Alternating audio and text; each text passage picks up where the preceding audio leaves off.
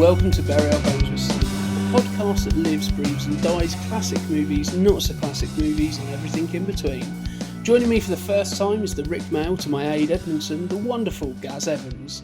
In today's episode, we become wise guys with Martin Scorsese's seminal classic, Goodfellas. So join us as we avoid bright pink Cadillacs, see how quickly it will take to pull a man's wig off, and finally remember not to bring our shoe shine boxes. This podcast contains spoilers.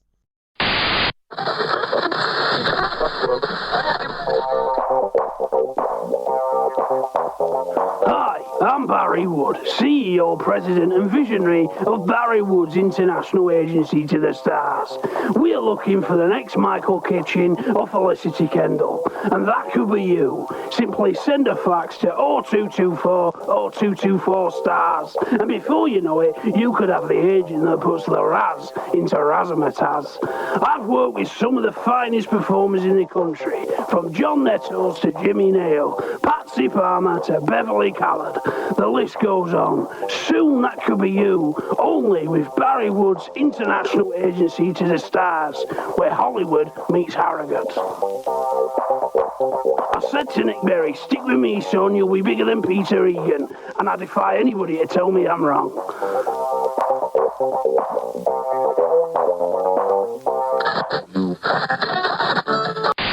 So welcome onto the podcast, Gaz. How does it feel to be on the illustrious Bury Our Bones with Cinema podcast? Fantastic, dude. I just arrived here at your house for the first time and immediately drawn to the amazing Blu-ray collection and just, it's making my heart sing. Yeah, no, really excited to be doing this. Yeah. Well, it's an absolute pleasure to have you on because we've been talking about it for a while, sort of pretty much ever since we started talking. Yeah. We were introduced by my wife, Hannah. Yeah.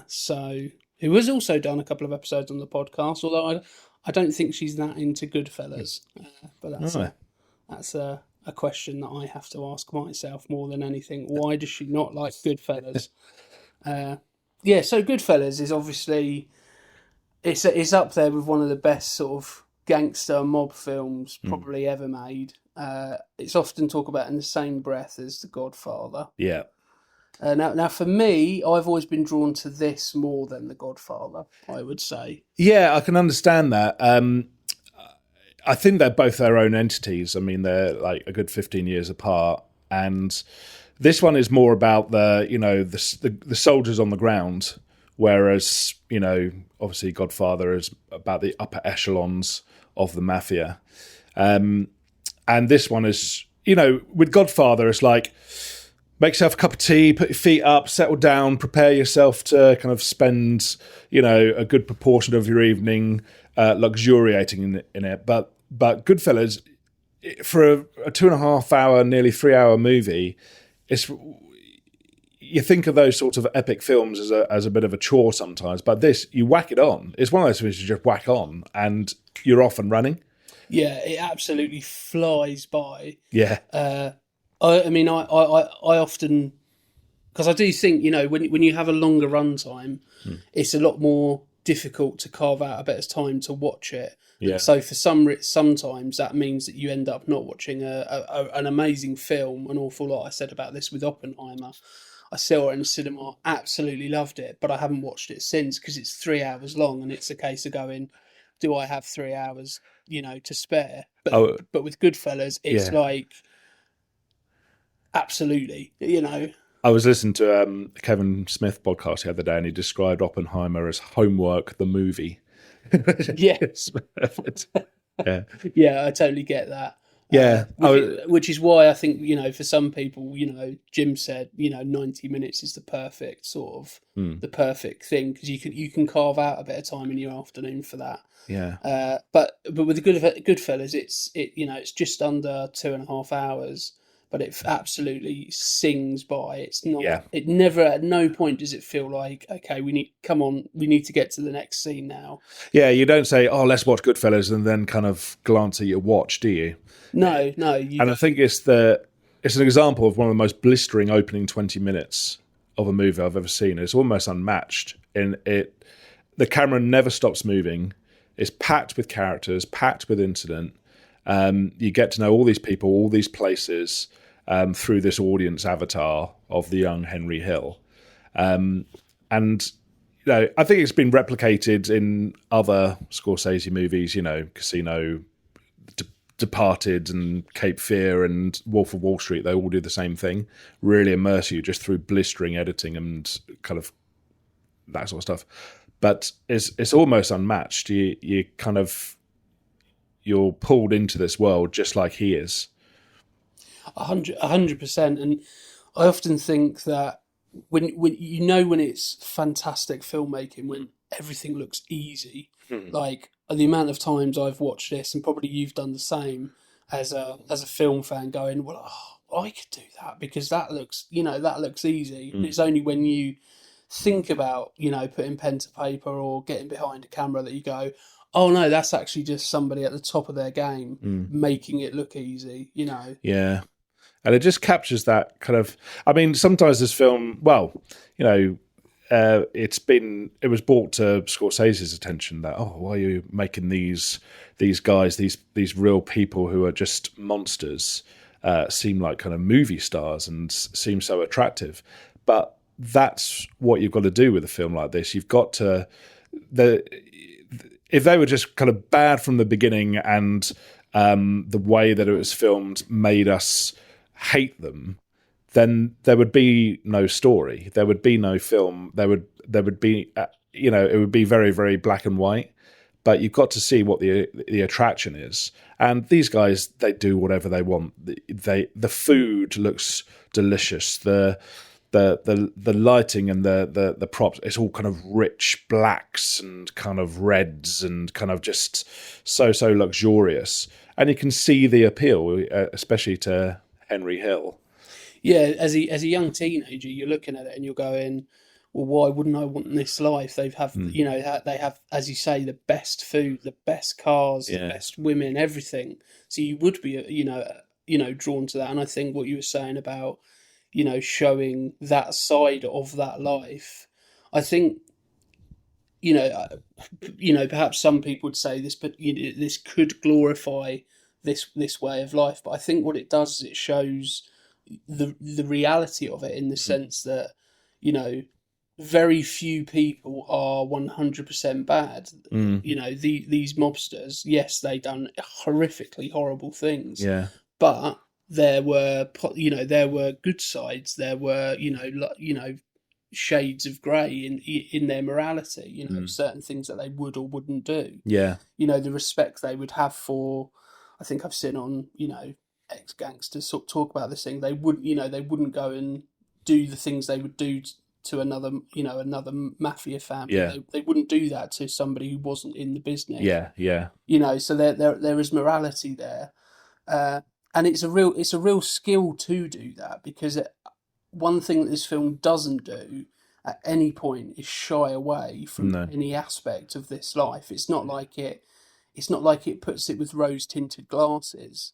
It's very, the scene where Henry Hill was seeing the postman get his head put into the pizza oven at 15 or 16. You're thinking, whoa. What this is too far. But the amazing thing about this film, there are lots of moments where there is extreme violence followed by quite a big laugh. I'm thinking later in the film where Samuel L. Jackson's character Stax is killed because he's been careless with the getaway van. Yeah. And then there's a joke about taking his cafetiere coffee thing to go. Yeah. And come on, it's a joke. What are you doing? Put it down. And it's just such a transactional thing. So I'm just going to put 5 bullets in this guy's head and then crack a joke about coffee.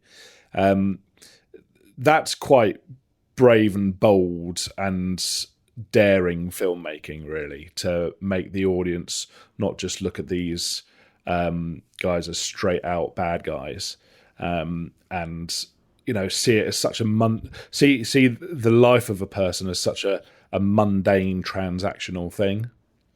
Yeah, and it goes back to Scorsese as a scriptwriter and as a director to not have that come across as callous or flippant, because that's immediately when you can turn off from a film. I think I remember watching the Gotti film with John Travolta, which tries to be everything that this is, and just falls at every hurdle because of two reasons, and it's the script and the directors. Yeah. You know, the performances in there wasn't particularly bad or negative or in any way. It was just a case of they couldn't quite get the flow of the scenes right and get the tone of the film quite right.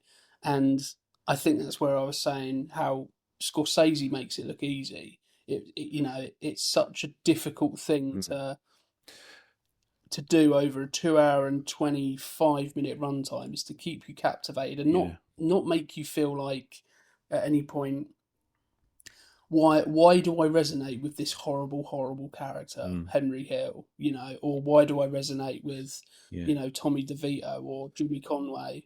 I think we've all in our lives at some point, whether we care to admit it or not, been seduced or felt the appeal of a certain group. Maybe when we were younger about Henry Hill, there would be the cool guys or the popular group. And we might think, what can I do to be part of that group if only I were that popular, sort of thing. Unless you were one of those popular people, which I was not. I was very, very kind of low to mid-low popularity sort of things. And there are these, even today we look up at our, content creators and reality TV and all these things, and kind of feel like we should admire them. But I'm thinking back to the opening 20 minutes of this film, and how we are immersed in this world. And Scorsese throws absolutely every cinematic trick in the book in that first 20 minutes.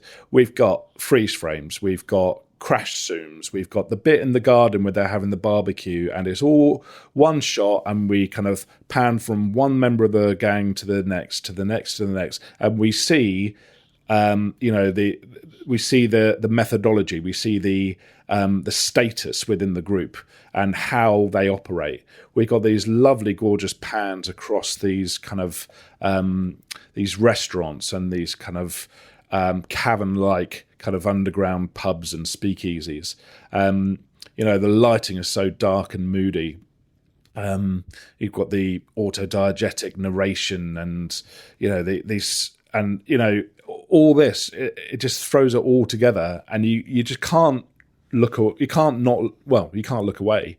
And that's exactly what Henry Hill is feeling. And what's interesting about it, as I remember with Scorsese, I mean, he had or has asthma. And for a lot of his childhood, he couldn't really go outside. He would spend a lot of time at the movies, but also looking out of his bedroom window at these sorts of people and at this sort of community. And he would just be taken in by all of it.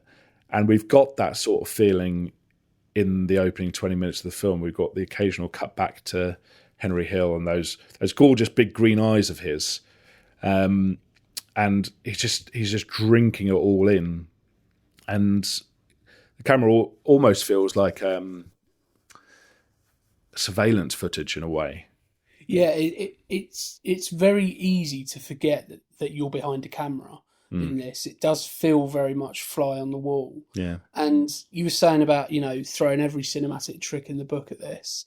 And ordinarily, there would be the argument or almost too much. I think sometimes with other directors, Zack Snyder, for example, is one that I pick out a lot of the time, where it all feels a bit too much. It's a bit too ham-fisted and it's a bit too in your face. Whereas here, it goes back to that skill and that ability to be able to put everything in there and do everything you can, and it not feel like you're making a film, and you do feel like you are just perhaps on the sidewalk watching these characters. And what you were saying about Scorsese, watching these characters from a bedroom window, that is exactly how this feels like when you see, close-up shots of, different things, like when Jimmy Conway puts some money in Henry Hill's pocket when he first meets him. And it's not close up. It's almost like you're just zooming in on that thing because you're going, oh, why has he just done that? Why is that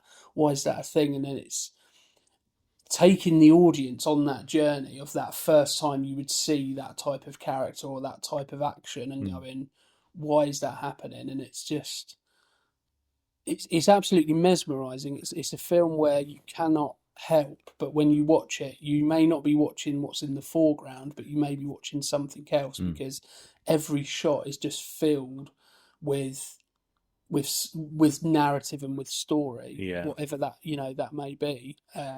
We got in the first 20 minutes. Well, what we got? We know what his parents are like. We know what his community is like. We've got an explosion. We've got a court case. We've got a dozen speaking characters introduced.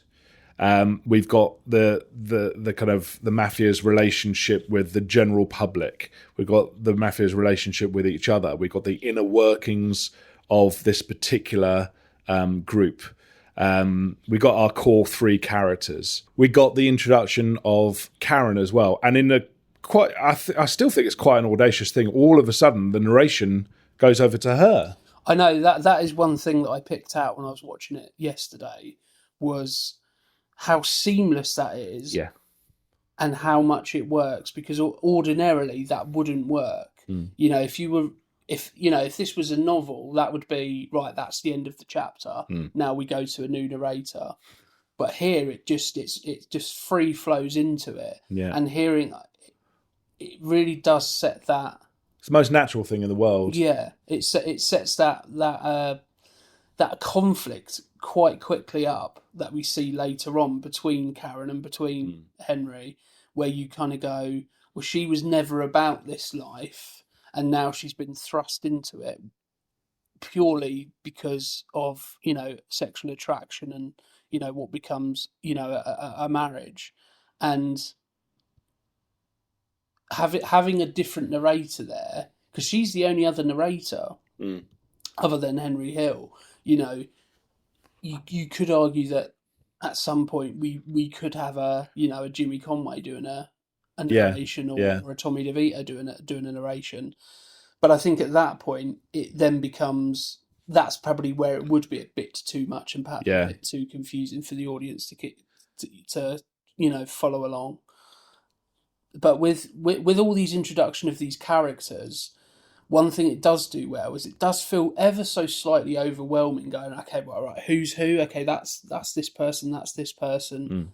And I think it's just a perfect way of showing how Henry Hill would have felt in that situation. Go, right, okay, everybody's called Tommy, or everybody's called, whatever. And it does bring up one of perhaps my favourite lines in cinema, which is when they introduce the character Jimmy two times, and he says we got him the nickname because he says everything twice, and you just think, I'm going to go get the papers. It's the way he adjusted his tie as well, and it's like we don't need to know anything else about Jimmy two times other than the fact of he's going to go get the papers, and it's just it's that thing of to have humour in a film where there is so much. Because it would be. I mean, this bigger group of people, there's going to be shorthand, there's going to be humour. And although, like I say, although this is all complex, it's never complicated. You're never lost. You've got this kind of immersion like Henry Hill has, but it's never complicated. It's never, what's going on? It's so carefully controlled, yet looks so effortless. And I think a big part of that comes from the narration. I think if you take that narration out of this film, I'm not saying it's a bad film, but it certainly isn't the film that it is, because I think he is, naturally he's telling his story. Yeah. But he's the person holding your hand forever. Yeah. So exactly. If at any point you start asking questions, it's almost like they're two steps ahead of you. You're going, okay, who's this character? Oh, this is Mickey, or this is whoever, and very, very quickly you get a bit of narration, which at no point is it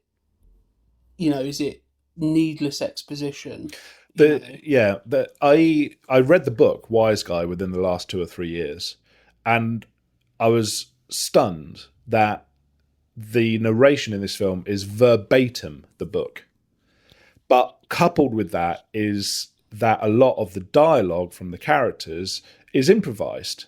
You know, the funny how stuff, that was all improvisation that was developed in rehearsal.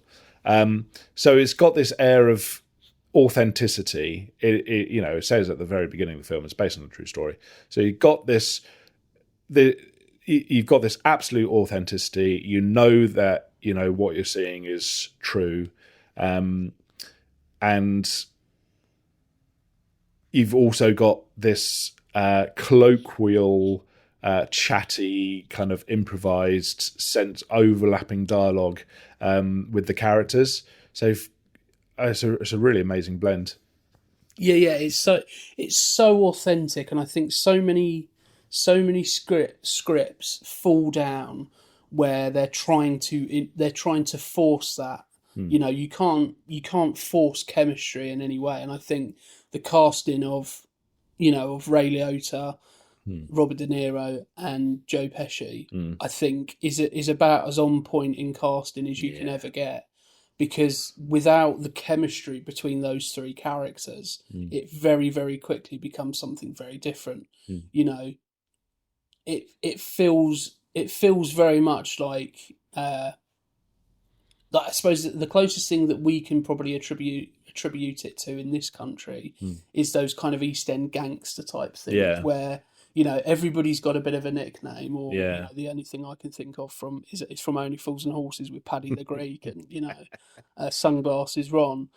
Everybody's got a nickname, everybody's got a thing that makes them different, and here it's Jimmy Two Times, and it feels so realistic that you can pretty much forget you're watching a film, and you do.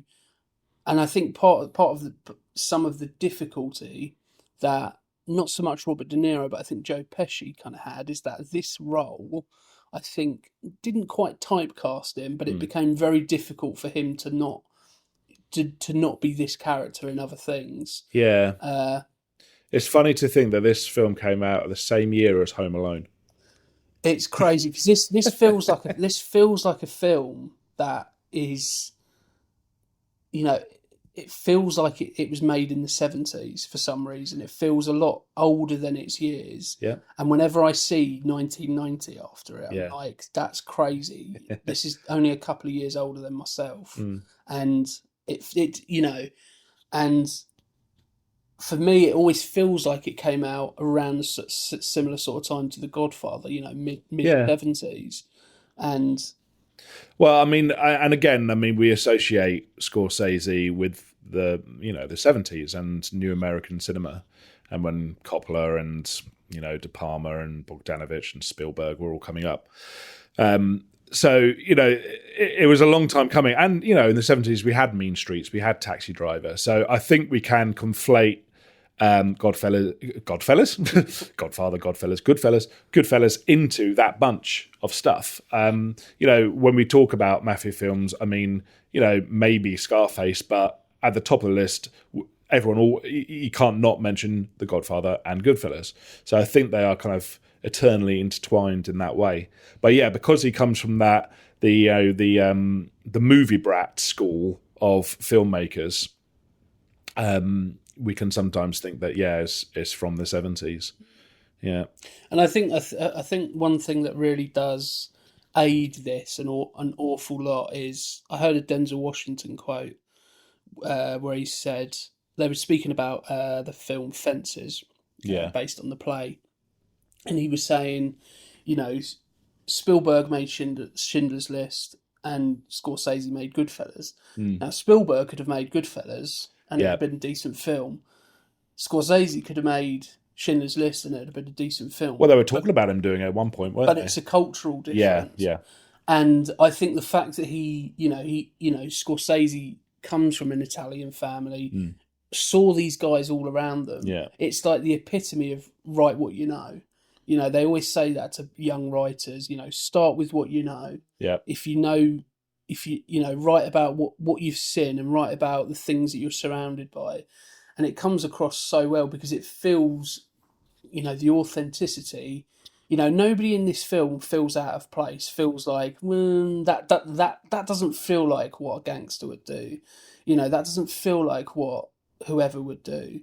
I think perhaps as you were saying earlier, the difference between The Godfather and Goodfellas is that Goodfellas is, Henry Hill, young budding, soldier in the mafia's story. If it was going to be The Godfather, we would have, Paul Sorvino's character. Yeah, that that's would be, it would be his story. And I think when going back to that idea about, forgetting sometimes that this is a 90s movie, this is the film that I think it's fair to say, reasonable to say, that when we talk about Scorsese, probably the first film that comes to mind is Goodfellas. Yeah. Maybe for the younger generation, Wolf of Wall Street, perhaps.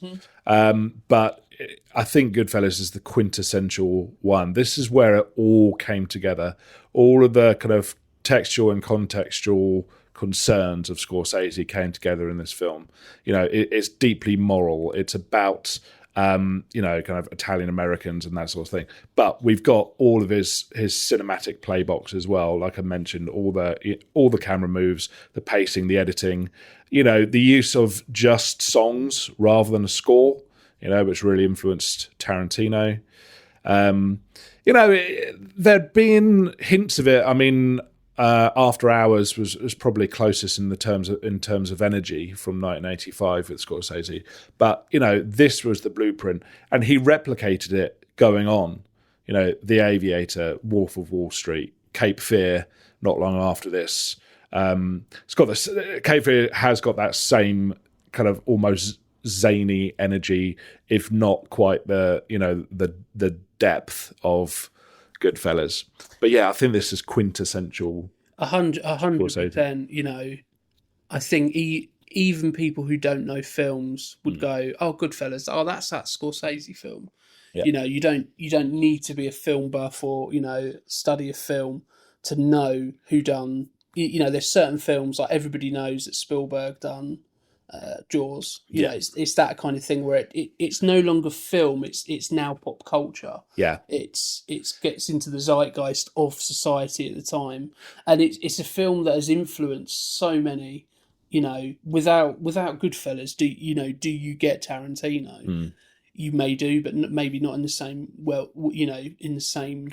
Paul Thomas Anderson owes him a debt, of course. Yeah. As well, he's become much more his own thing, but Boogie Nights and Magnolia have got that Goodfellas energy. That the tracking shots, the whip pans and crash zooms. He's made no secret of it. Yeah.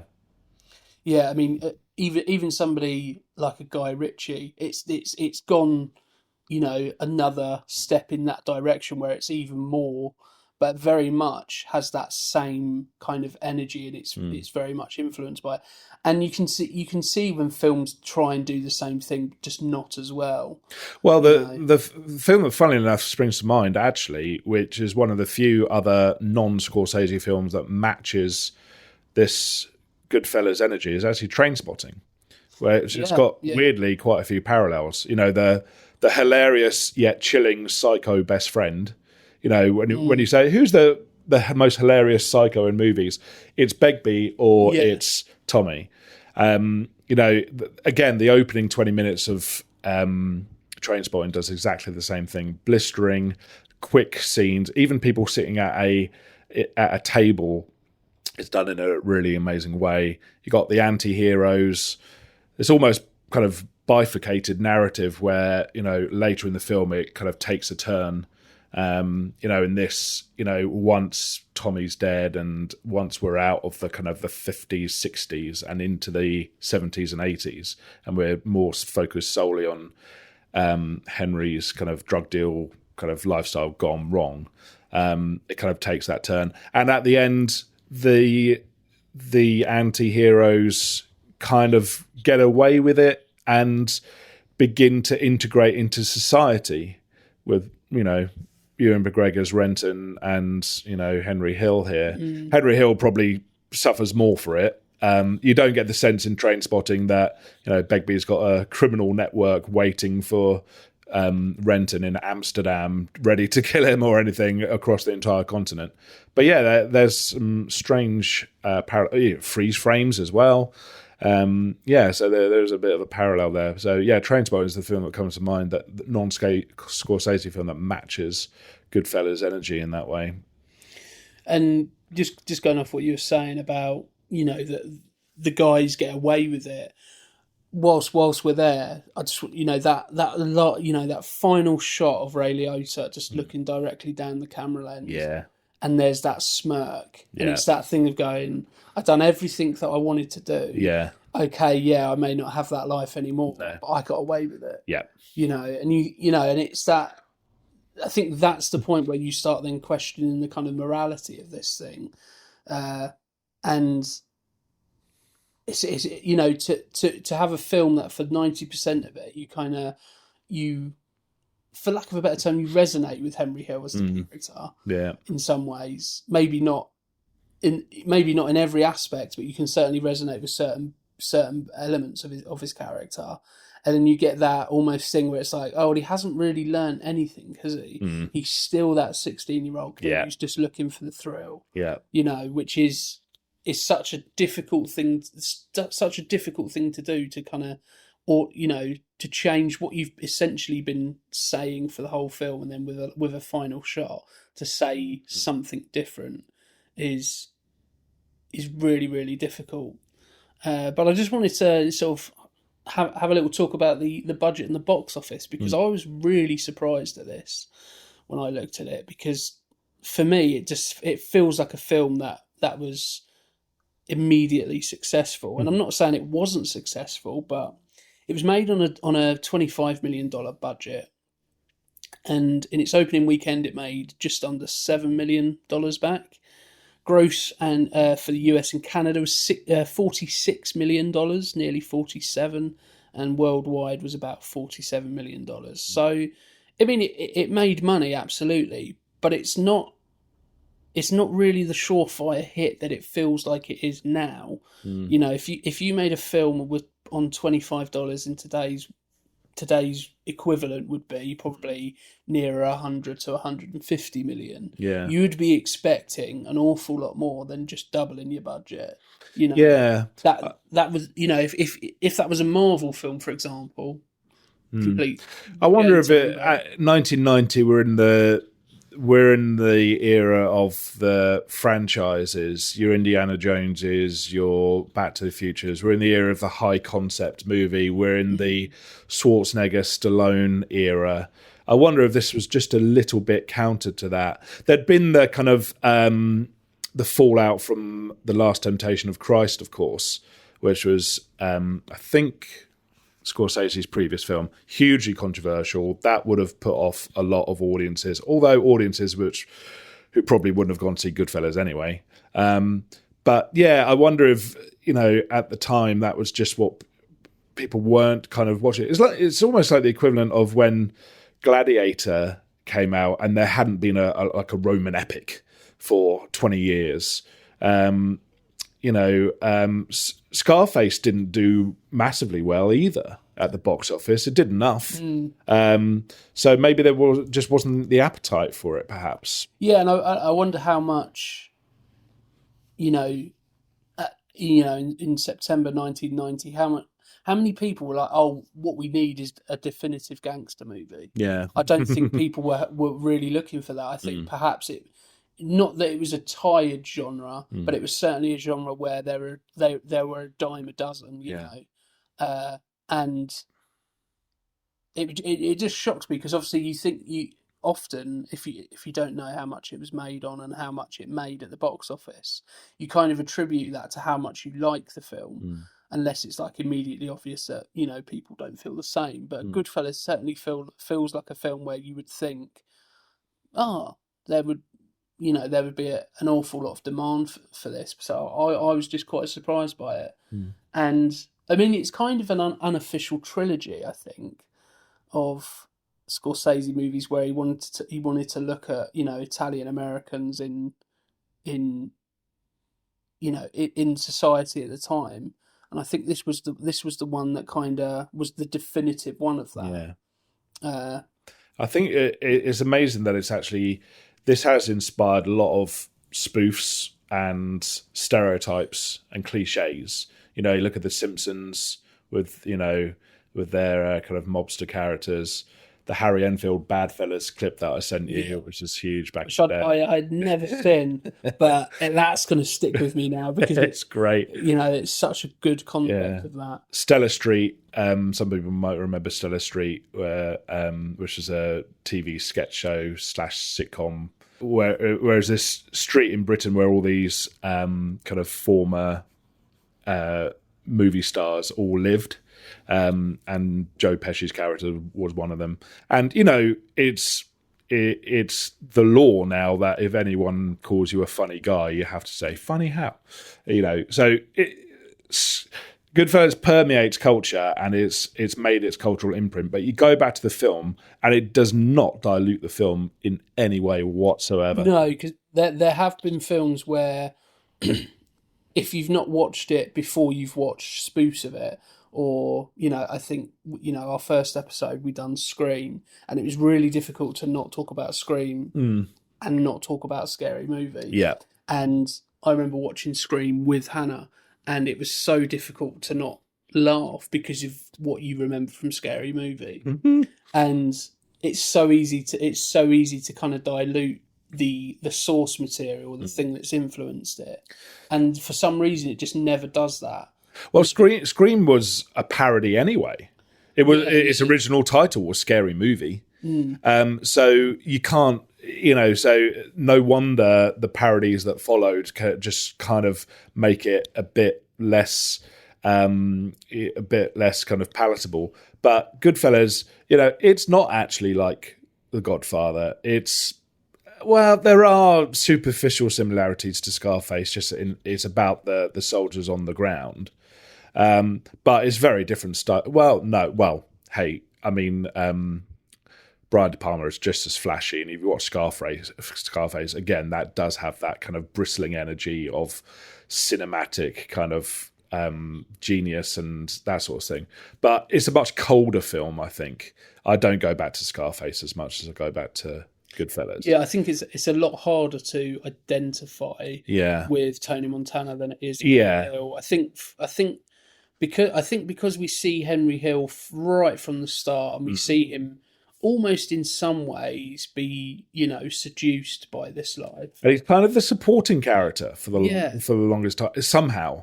I think that probably comes down to the fact that he in the top 3 build cast, he's the least known. Yeah, prior to this, I don't think he'd been anything major. No, he'd done something wild, hadn't he, with Jonathan Demme and a couple of other things. Not to the point where you go, right, he's a leading man. Yeah. And Jimmy Conway and especially Tommy DeVito are much larger than life, and they get your attention. And that's as it should be in the first 2/3 of the film. I think if Goodfellas dips at all, it is in the last kind of third where, once that lifestyle's completely gone, Jimmy Conway's in the background, Tommy DeVito's dead, and we just focus on Henry Hill, is when the film is at its weakest. Now, that's very, very relative term, because it's still relentless and still really kind of, just really, really punchy. But at that moment in the film, I'm beginning to get a little bit sick of Henry Hill and the histrionics and I think the scenes between him and Karen sometimes get a little bit hysterical, and that's the only kind of weakness, really. But it's deliberate. It's supposed to be. He is falling apart. He's deep into the drug trade, which he was warned not to be.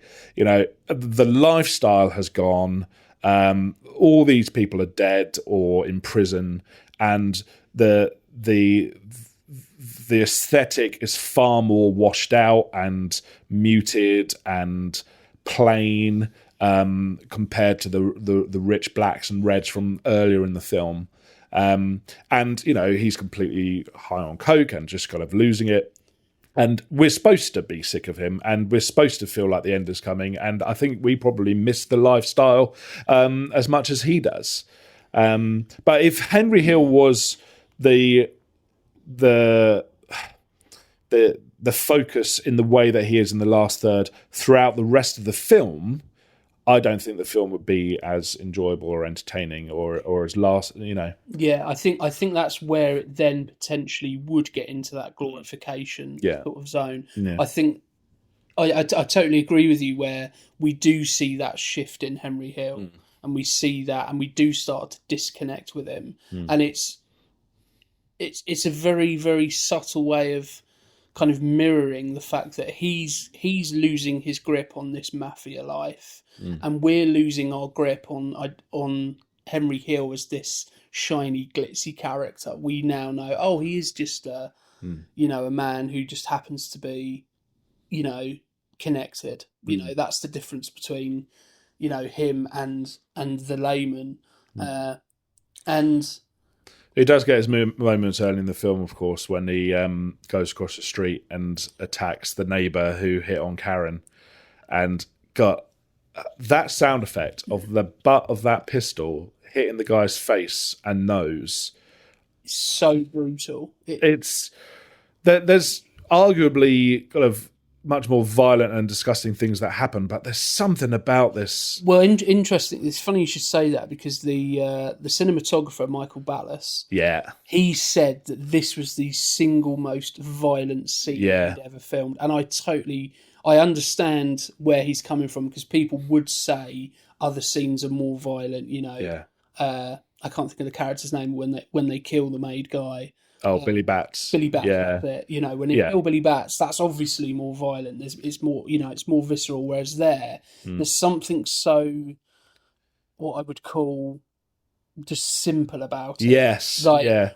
We not put it this way. Not many of us can identify with being stabbed, No. but a lot of us could probably identify with being hit in the face by something. Maybe not a pistol, but we can identify with that. Yeah. So we can imagine and we can connect a little bit more with what it must feel like to be on the other end of that.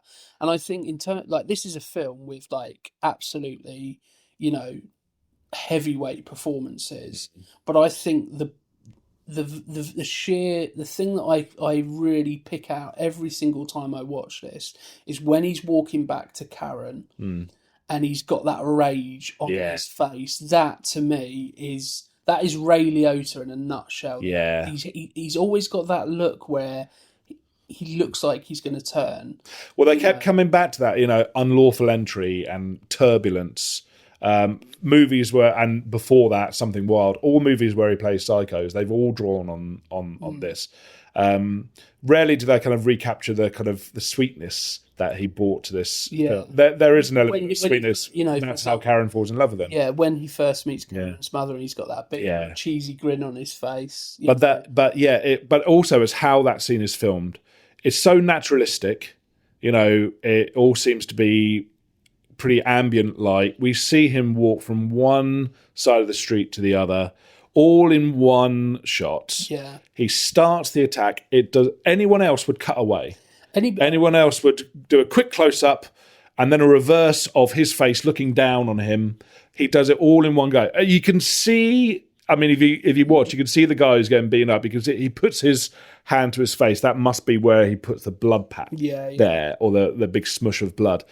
But that just relentless, the performance, the cinematography, the choice to not edit, which is sometimes even more important than the choice to actually cut, and that hideous, hollow sound effect. It's just, and then he walks back across, and of course Ray Liotta at the time, I think his mother was dying or had just died, and he really. God damn! I think about it, and he got a phone call hairs on end. from I can't remember who from, but he got a phone call from someone to say you need to get here. He flew out. Unfortunately, his mother passed away, and then he flew back, and he said that diving into this character was his way of dealing with everything. Yep. So I think that again just highlights the sheer ability of Ray Liotta, and. I always get drawn back to a joke in Friends, which perfectly sums up Ray Liotta. So Rachel is describing to Monica a guy she's met in a coffee shop, and she says, "Oh, he's got such a smouldering look, like a non-threatening Ray Liotta."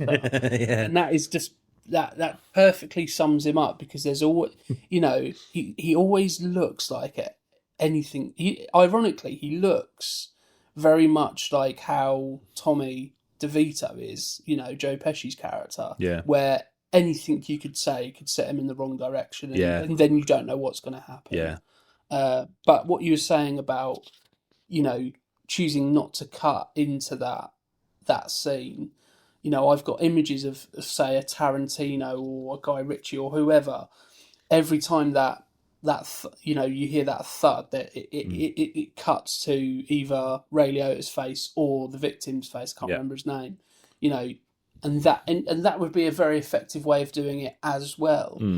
But it's just leaving it there and just having it sit in its own space and letting that sit with you is such a difficult thing to do, because as anybody who's done anything creative, you just want to tinker with it. You just want to, and so it takes a very sort of strong will to not tinker with a scene when you just know it just needs to be there and just needs to sit. And it just really emphasizes in the a theme throughout the film is how quickly your day can go from top of the world to dead and under the ground, or everything crashing down in one. It's such an innocuous scene. It's just a lovely bright day. They're out cleaning their car, and then your life changes forever. And what you were saying about, having, laughter, the scene where immediately before that is that really funny scene where Jimmy's choking out Maury and the wig comes off, and, Ray Liotta does that absolutely, perfect Henry Hill laugh. Yeah. Like, I don't know if it does get a bit grating. Yes. Admittedly. Yeah. But have you seen? There's a Howard Stern interview with Henry Hill.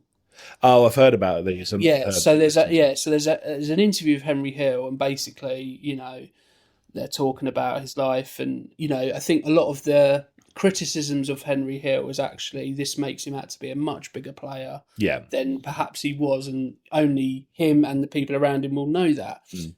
But it's a great interview, but it's properly fucked up. So a guy rings into the Howard Stern show who claims to be part of the mafia, and basically just says, you're a rat, and you're going to get what's coming to you.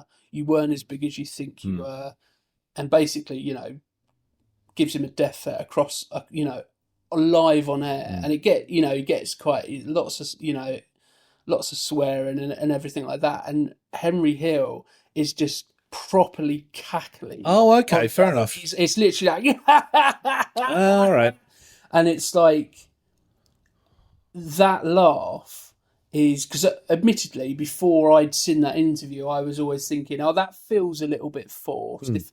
If there is going to be a criticism of Ray Liotta's performance, it would be that laugh feels a bit over the top.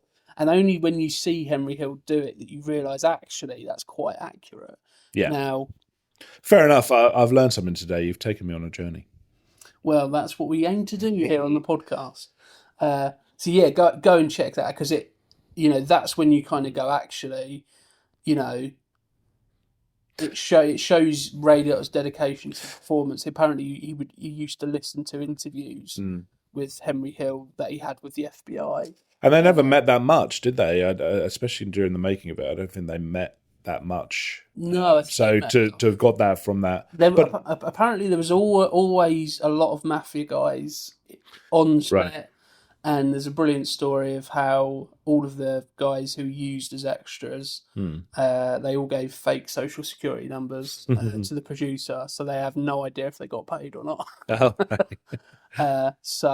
But also it serves, Henry's character throughout the first parts of the film is there to be the kind of, he's the mediator between people like Maury, who are, pestering for their money and are about to overstep and get what's coming to them if they're not careful, and Jimmy and Tommy, he's like the Derek Smalls, the lukewarm water between these different parties. So he does serve that purpose. He tries to deflate these situations with that laugh, with that cackle.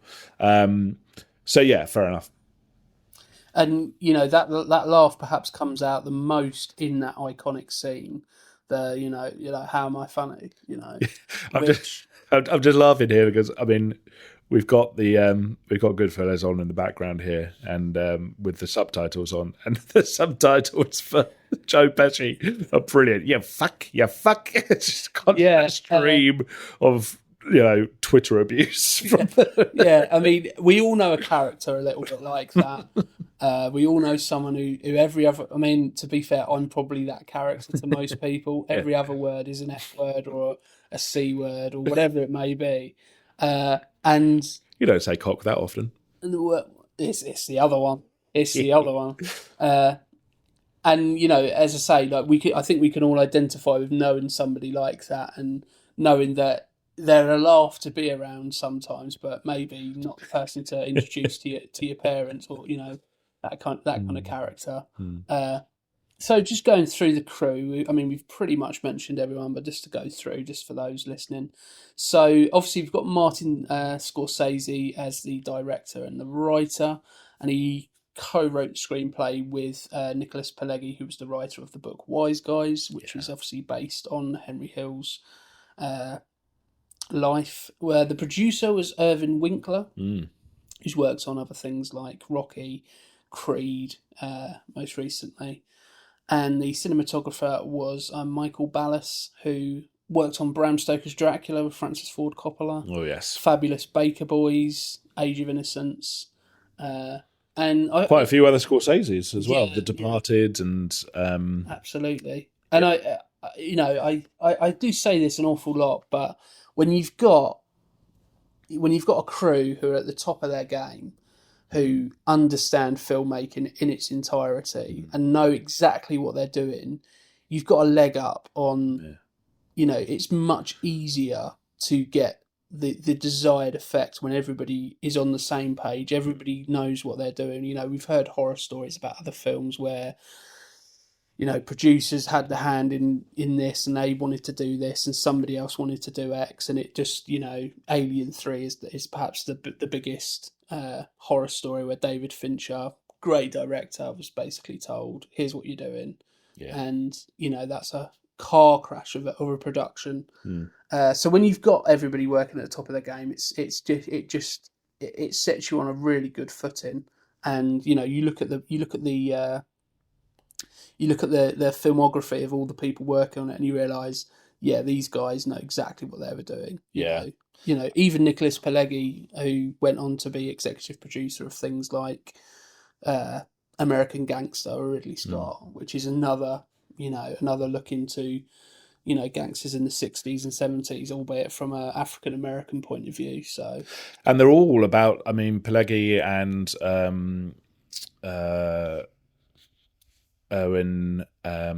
Irving Winkler. Sorry, they're all about to just release the Alto Kings, aren't they, as well, with Robert De Niro? Yes. So that'll be interesting. So the cast, so we have in playing the role of James Conway or Jimmy Conway, we have Robert De Niro in, I would probably say, the most De Niro-y type role. I think of Robert De Niro and I think of Jimmy Conway.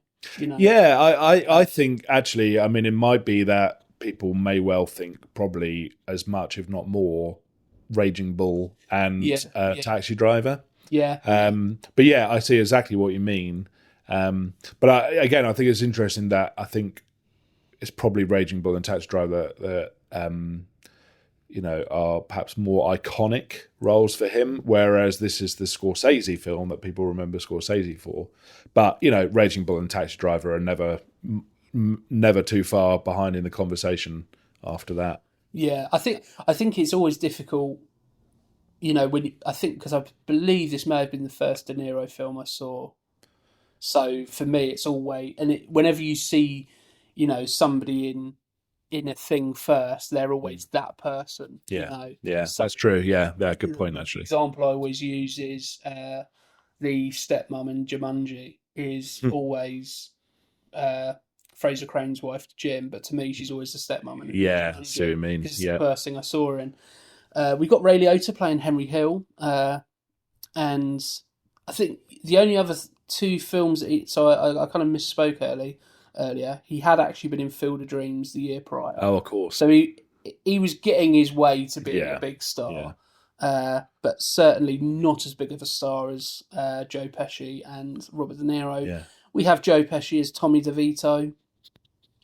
We've got Lorraine Bracco playing Karen Hill, who perhaps other than this most well-known work is as Jennifer Melfi in The Sopranos. She's absolutely fantastic. Which has got most of the Goodfellas cast in it. Yeah. To be fair, if you're an Italian-American actor, you're probably going to be in those kinds of things. You've got Paul Sorvino as Paul Cicero, who had worked on things like, or would go on to work on things like The Rocketeer and Nixon. We've got Frank Vincent playing Billy Batts, who, again, you look at his filmography and it's pretty much the same as everybody else. It's Goodfellas, Casino, The Sopranos, Raging Bull. He gets his revenge on Pesci in Casino, that's for sure. He certainly does. You've got Chuck Lowe as Morris Kessler as well, who I think is such an underrated character because he is just purely there as that light humour.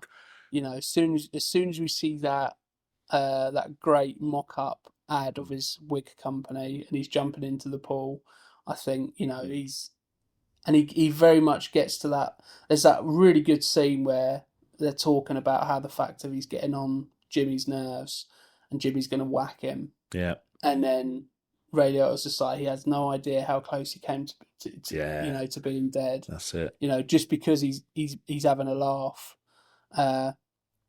And then he ends up being killed anyway. And I think that's the point where we see that disconnect come between Jimmy and Henry. That's the point where we start seeing, oh, okay, maybe that relationship isn't quite as strong as we initially think it is, you know.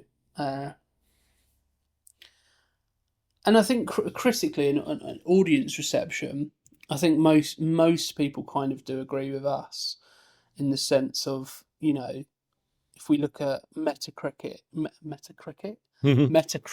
it has a 92 out of 100 critic review and a 9 out of 10 for user review. For Rotten Tomatoes, we've got a 94% I can never say that word, tomato meter. Or tomato meter, and a 97% popcorn meter, and on IMDb it's got an 8.7 with 1.3 million votes. Yeah, so it's easily within that IMDb top 250, top 100 even. I love how it's a film that appeases, you know, critics and connoisseurs as well as mainstream audiences. It's usually one or the other, isn't it? It's usually critics love it and audiences hate it, or vice versa. And very, very few films get that perfect balance. I think, you know, Roger Ebert, who I mentioned a few times on this podcast, is kind of like the most well-known movie critic for years and years and years. And I've just got an excerpt of what he said after watching Goodfellas, and I think it's a really good thing that he says about a particular scene. So Scorsese has never done a more compelling job of getting inside someone's head as he does in one of the concluding passages of Goodfellas, in which he follows one day in the life of Henry Hill as he tries to do a cocaine deal, cook dinner for his family, placate his mistress, and deal with the suspicion of that he's being followed. This is the sequence that imprinted me so deeply with the mood of the film. It's not a straightforward narrative passage, and it has little to do with the plot. It's about the feeling of the walls closing in and the guilty feeling that the walls are deserved. And that's, you know, when I remember when I first watched this, or the first couple of times I watched this, that was always the scene, or the what we were kind of saying earlier. That was always the bit where it was didn't feel like it punched quite as hard as the rest of the film. Yeah. And then when I started to look at it a bit more, and I started to look at Ray Liotta, his performance in that, and just generally that feeling, and it was something I started to pick out, was that actually this is just about seeing a man go from, smartly dressed, really nice slicked back hair, on point suits, to being, high on cocaine, hair's all out of place, bloodshot eyes, constantly going from one thing to the other, never really being in the moment, constantly thinking about what's going on around you. And as you say, the walls closing in.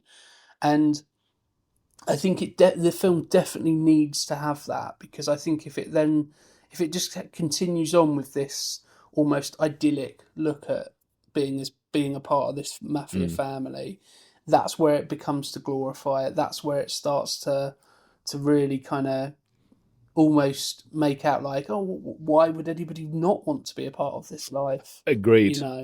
Yeah. It again. I think again, having seen this film however many dozens of times, it's just the part.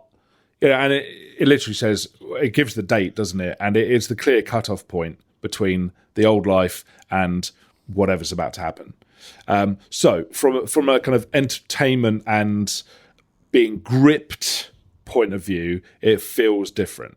So it's the point in the film where, I've always been like, okay, all right, we're on the kind of we're coming towards the end game now. But yeah, as an encapsulation of what it feels like to be looking over your shoulder for the rest of your life, through the fear of either being arrested and put away for the rest of your life, or being killed. I love the bit where they finally arrest him, and the cops put the guns to his head, and he said he felt relieved because these must be cops, because they're all shouting and swearing, and I could hear them coming a mile off.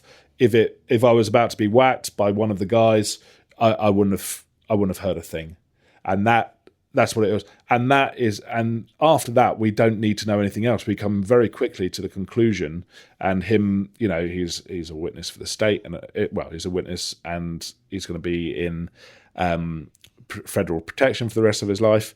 And it encapsulates it so perfectly. Yeah. And that scene where he does get arrested, there's a line he says where, "Oh, it must be cops. Only cops talk like that." Yeah.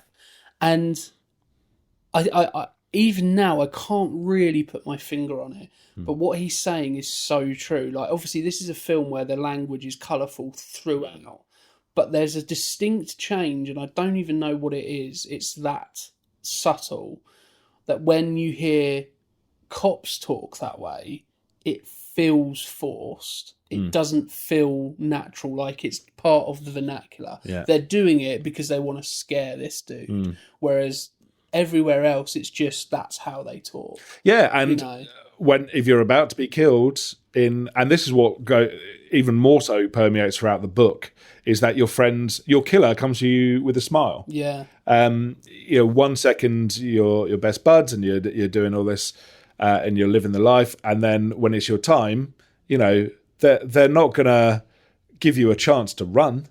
They're not going to give you a chance to go to the police. I mean, most of the people killed in Goodfellas, they don't realise it until the split second before it happens. Yeah, I mean, that. he perfectly summarises what we've already seen with Tommy's death, where they make out like he's going to be a made guy, and he's got his best suit on, and I think that scene in itself where he has that conversation with his mother, which is played by Martin Scorsese's mum. Yeah, and I love her so much. It's my favourite scene of the whole film. Somehow, with a film full of a lot of scenes, I find myself when I rewatch this film like, oh, that bit's coming up, that bit's coming up, that's big. But that is my favourite scene.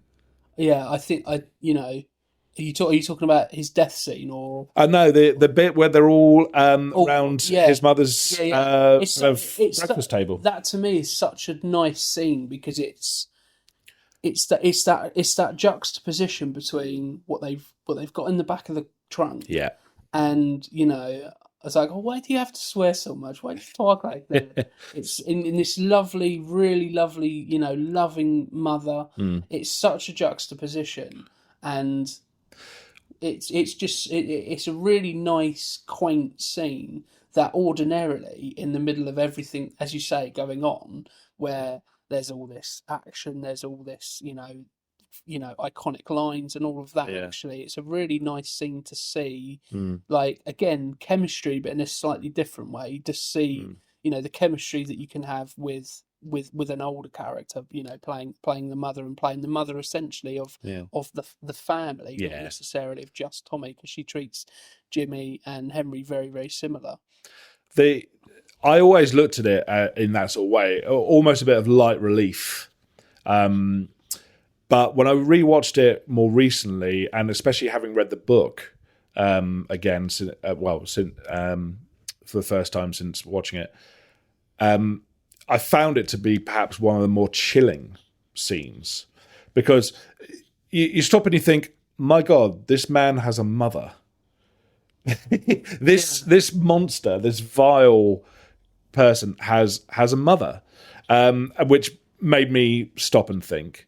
And this mother who at best is willfully ignorant, but more likely completely oblivious to what her son is doing. So they all kind of, it's that cliche of, Italian Americans revering their mothers, but it is really, really sweet. They all treat her with such dignity and respect and love. But also, it's got the ring of truth, because it did happen. They did, in the middle of having killed this guy, they did go back to his mother's house to collect a spade, to collect some lime to decompose the body, to get a few more tools, and they stopped and had dinner. So it happened. But it's also got an air of improvisation, when he's talking about, the deer, that they've hit a deer or whatever, and Robert De Niro's talking about, the foot, the hoof. That's all improvised. You got this wonderful, I love the bit where his mum's going on and on about the painting and things, and you look at Pesci on the left-hand side of the screen, and he gives Ray Liotta this look, this sort of, shut the fuck up and let's just get through this. Don't say a word. Let's not give anything away. This really intimidating look, which is just brilliant. And then he snaps out of it and turns his attention back to his mother. That is a brilliant performance. And they all they're all like kind of kids around their mum. And then, of course, that final pan and kind of zoom out to the trunk, which is rattling away with the guy who's actually still alive. And this almost kind of domestic horror element. So I think it encapsulates the whole thing, the absolute truth, the improvisation, the brilliant direction, the brilliant performances, the surface level respect and mundanity, underpinned by the horrificness of what they actually were and are about to do. Yeah, and it adds so much texture to all of those characters. Yeah. Because, we see how nice Joe Pesci treats his mother in this. We see how, how loving he is towards his own mother. And it's a lot easier for us to just think he's 100% bad. Because if we start seeing the good in this person, or any element of good in this person, suddenly we're now questioning, well, is he really that bad? And I think, again, it just goes back to that thing of it being really sort of realistic with these characters and or these people in general. Yeah. Right? There are so many shades of grey, and obviously they've done horrific things, but they're capable of love. They're capable of all the things that, the average person is as well. And so I think it gets more into the human sort of psyche a lot easier because of that, when you've got those elements in there, where otherwise it could just be, it could just be every scene is, when he goes to shoot Spider, because he hasn't got his drink right. Everything could be that. And I think, I don't think it would have made too much of a difference to the film, but I think those things are when you really start then looking at characters and going, actually, these characters are fully fleshed. Yeah. These aren't just caricatures, these are characters. And the whole Spider thing as well happened. I think it was shot in the upper thigh rather than the foot, but it all happened. And that's the other thing about this film. I look at it in a completely new light. Having read the book, it's unbelievable how all of it is accurate to what actually happened in history. The only major differences that stuck out, apart from a couple of they've compressed timelines, they've changed character names. Billy Batts wasn't killed the same night; he was killed a couple of weeks after the Shine Box altercation. But that's absolutely understandable, and that works in the film. The only major things were at the time nobody actually knows what happened to Tommy DeVito. I think his real name is different as well. Yeah. So I think they've actually pieced it together now. But for the longest time, he was just, people basically knew he was dead, and the reasons why he was killed are the same in the film. He overstepped. He killed a made man, amongst other things. So they have pieced it together now, I think, and I forget what actually happened. Weirdly enough, that has to do with John Gotti, because John Gotti was, I think Billy Batts was part of his crew or whatever. So. And I think he's rumoured to have perhaps even been there, maybe even done the killing himself. And notoriously, John Gotti doesn't really like Goodfellas. Interesting. Some way to explaining perhaps why he doesn't like Goodfellas.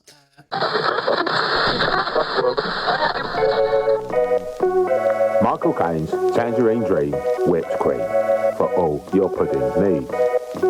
Simply add milk of your choice and wait 6 to 12 days. Michael Caine's Tangerine Dream whipped cream from the Michael Caine Tangerine Emporium.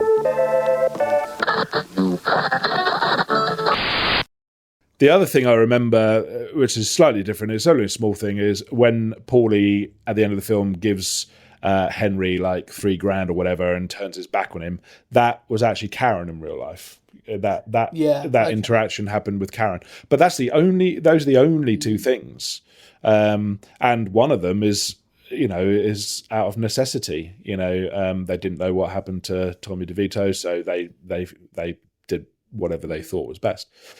And interestingly, because one of the things that I think people perhaps would pick out as an ever so slight criticism, but I think I just instantly accept it, is I think we can buy Ray Liotta as a 21-year-old in 1990. Sure. Joe Pesci, not so much. Interestingly, so the guy who plays Spider, Michael Imperioli, was actually spoken about as playing Tommy DeVito, but they went with Joe Pesci in the end. So I think that's just a nice little tidbit that kind of makes that scene a little bit more interesting, because you go, he could have been playing the roles. Maybe not reversed, but we could have seen Michael Imperioli in that. It's interesting that they don't have a younger counterpart for Jimmy Conway either.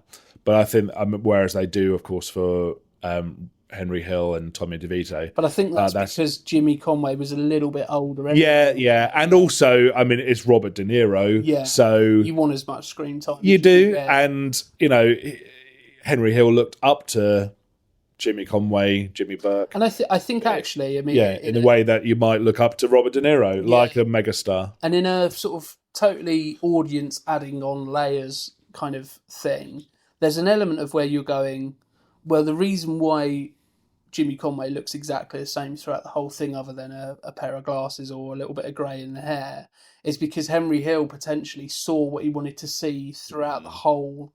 He saw this not made guy, but he saw this guy he looked up to. Yeah. And, that's where it kind of goes, well, that's never going to change. Like, that's a really good point, actually. An awful lot to change your perceptions of somebody when you look up to them, so. But again, I think that's an audience thing of where I'm just adding layers that I don't think were there. I think it's much more a case of we're paying Robert De Niro. Let's have Robert De Niro on screen as much as possible, But in terms of some other interesting castings, because I do always like the potential castings or people who were in line to be cast.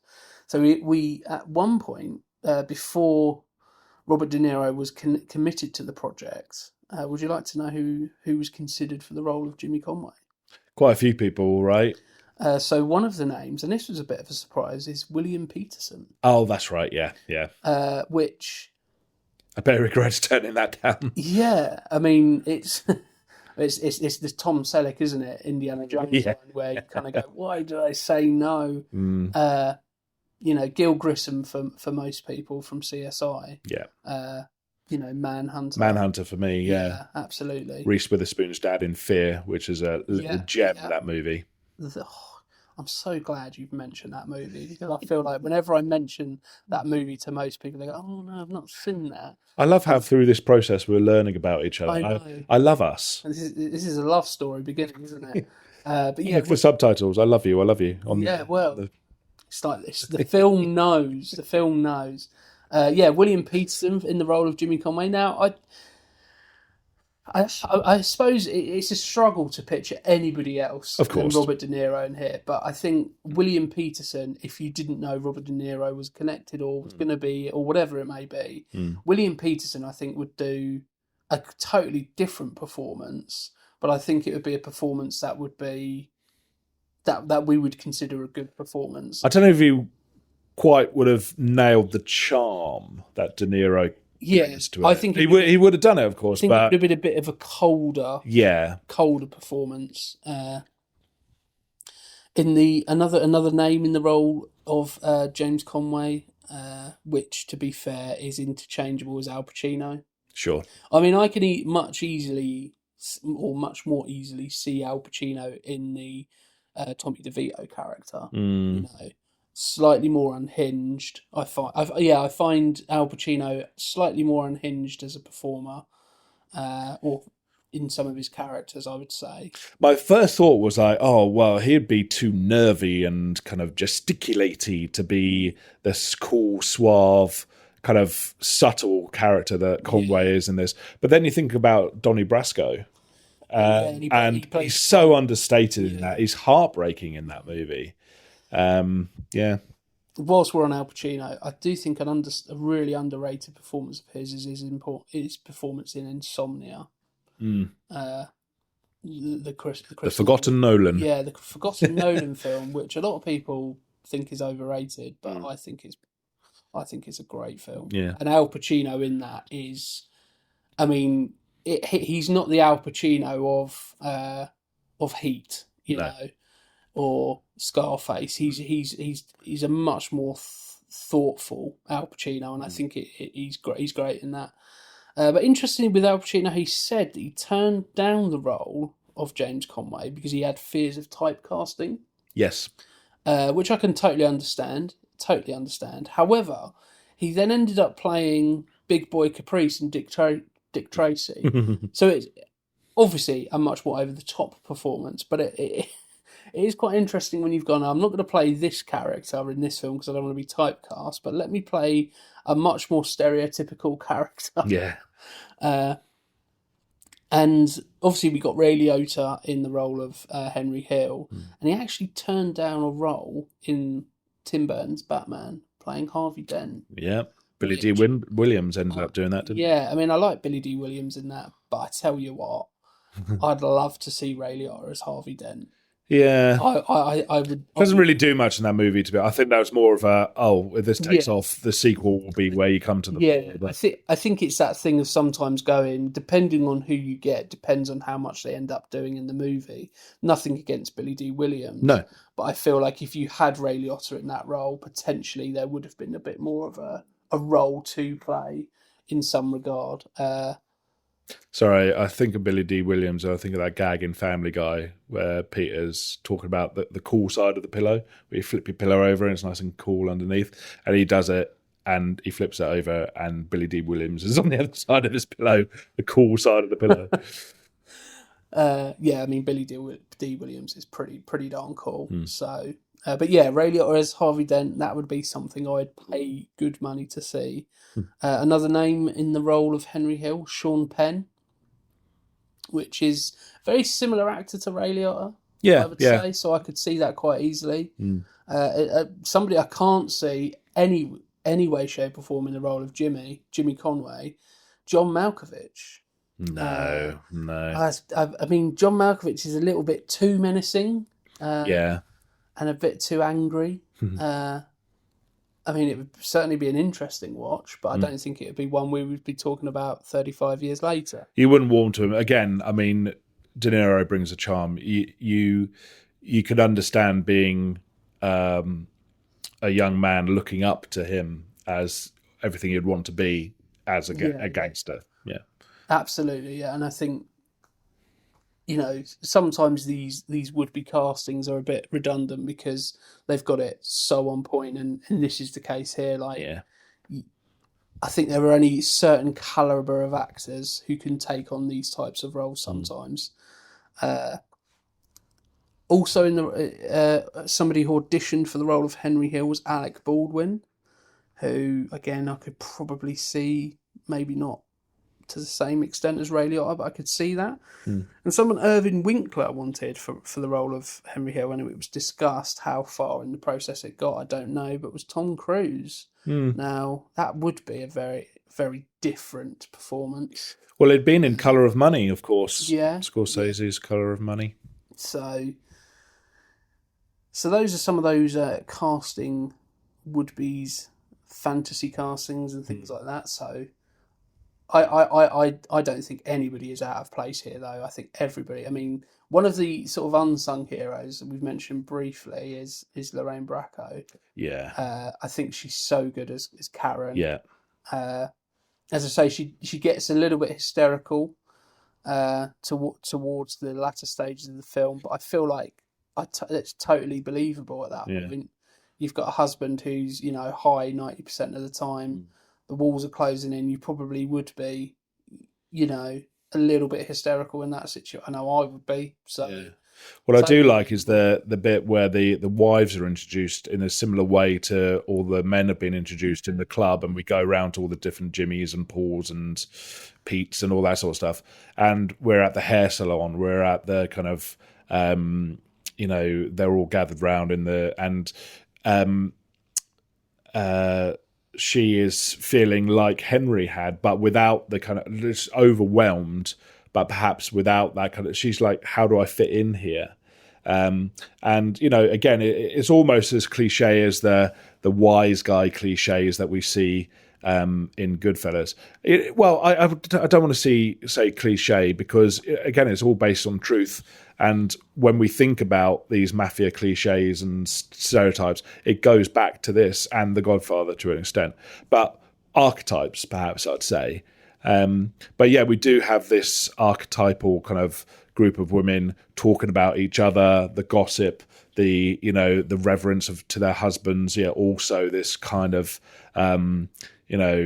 lamenting problems that are first world problems, to say the least.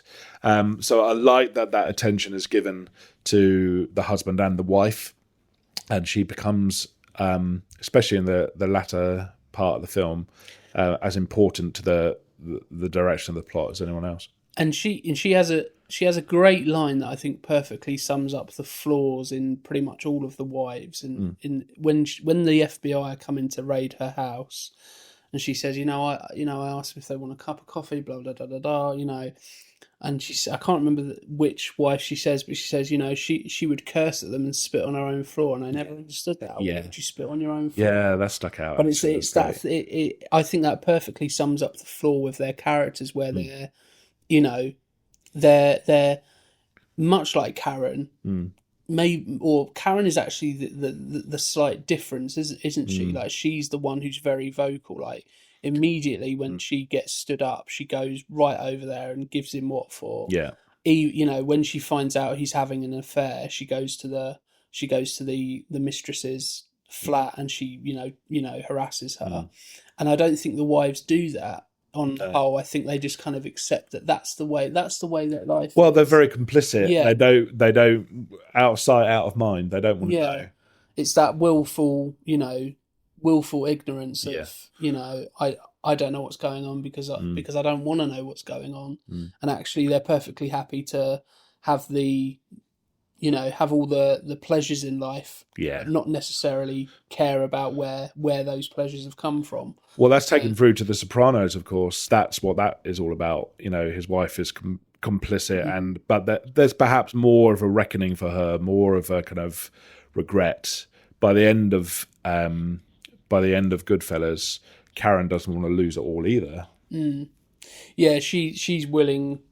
Obviously she has that slight, pause in the moment where she goes, well, I can't not speak to my family, but in the end she ends up doing it because, she realizes that the life that she has led has meant that she can't lead that life any longer. I think the kids are her kids in real life. I think they are. At least one of them.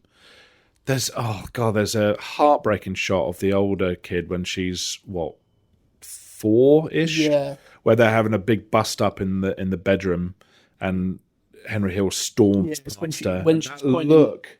Oh God! It's like I dread to think what they from a have done 4-year-old to made her feel like who that. probably doesn't really understand. Well, I say probably, absolutely doesn't really understand acting in any way, shape, or form. Is and sometimes luckily I haven't heard any horror stories, but sometimes you do hear horror stories about how they get those shots. Yeah. But yeah, it is just and that's a moment again where you're pulled out from everything and you kind of go, oh, actually, what is the effect of this life? This isn't glitz and glamour. This isn't, nice cars, nice food, and everything you've ever wanted. There's real consequences to all of this stuff going on. Well, of course, when the fallout from the Lufthansa heist, and they start killing off everyone who was involved in it, and including one of the wives.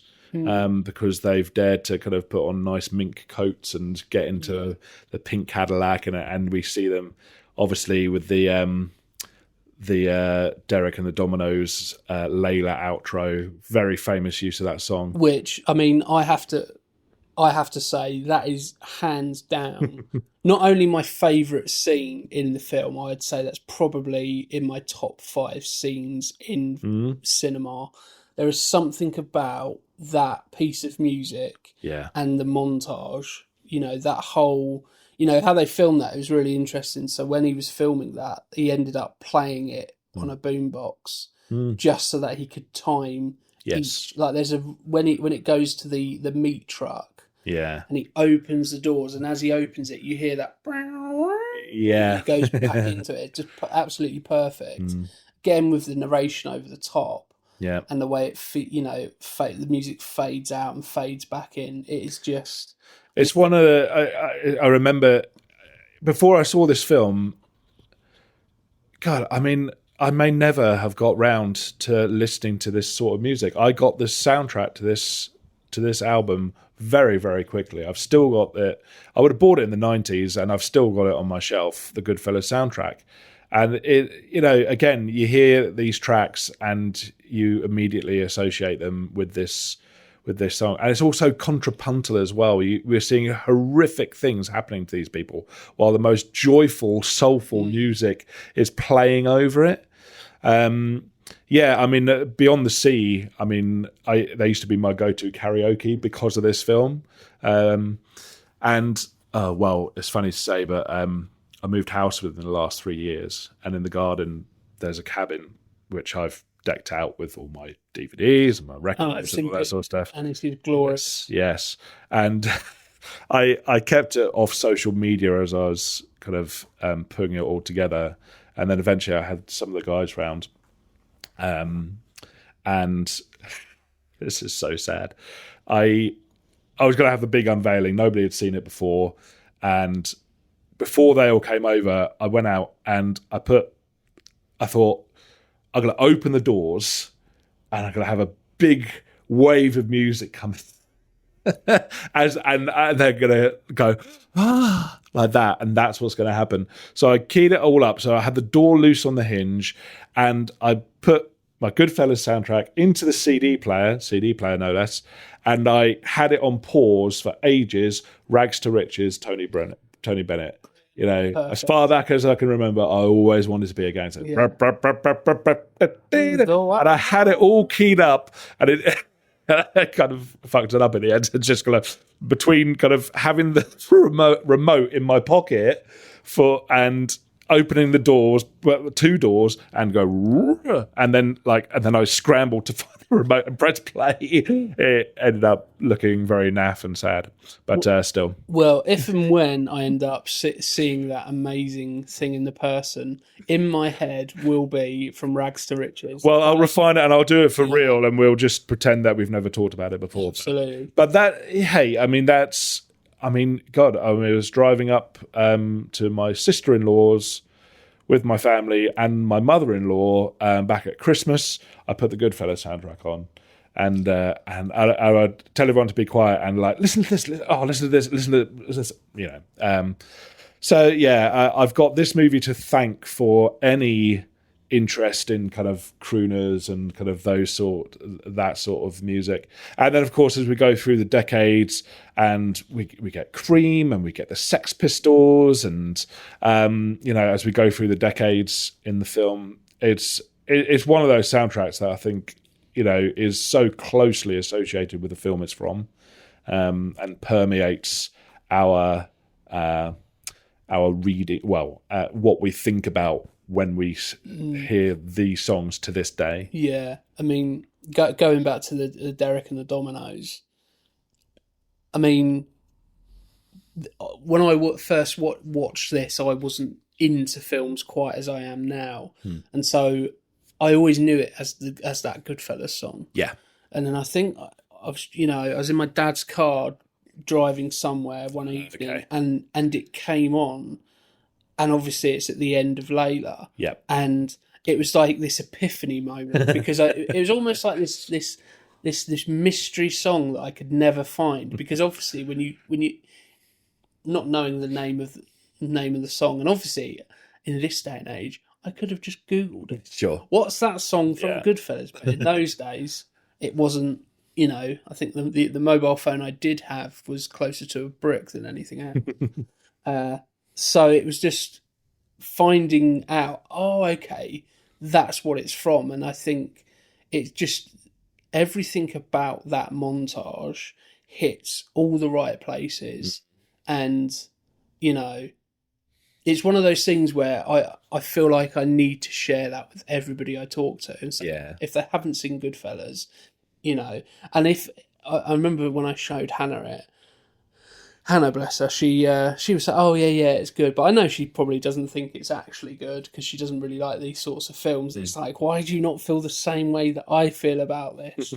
And I think that's the biggest kind of indicator of how something really kind of connects with you, is when you show it to somebody else and they don't have the exact same reaction. That's when it's like, oh, that's actually meant that for whatever reason, this particular scene or this particular thing has connected with me in such a way that is unexplainable.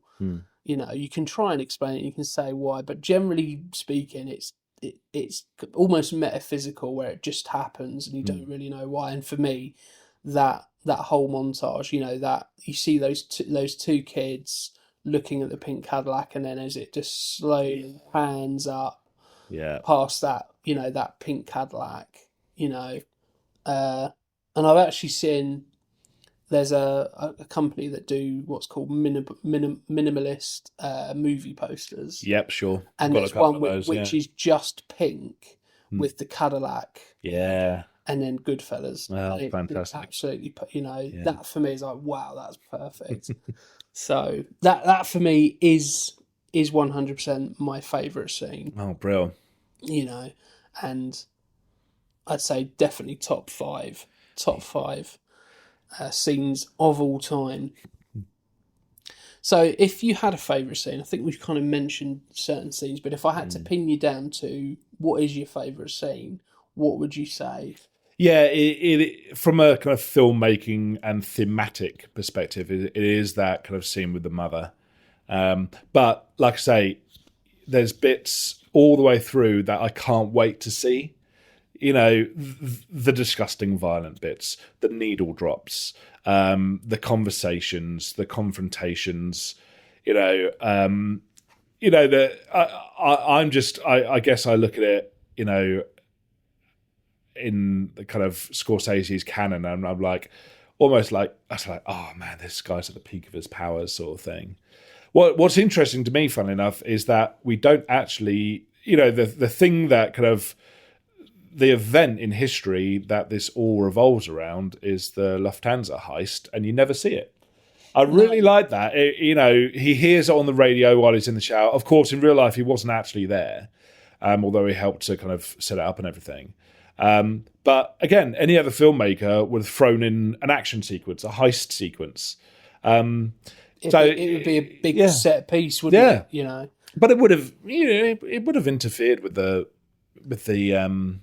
process, really, with the development of the plot. And as they were putting the script together, they picked out key events, and constructed it in that way, kind of like building blocks, really.